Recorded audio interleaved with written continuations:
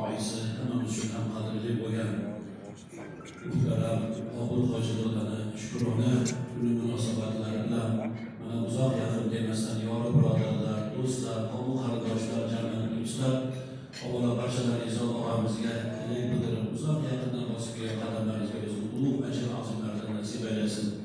Og'amizga esa Allohdan so'raymiz, uzoq umr berib, mana bunday go'zal sanalarni 80-100larni ko'rmoqligini nasib aylasin. Azizlar, do'stlarning ko'pligi, dil so'zlarining ko'pligi o'sha insonni go'zal axloq, odob sohibi ekanligidan bir darak desak xato bo'lmaydi.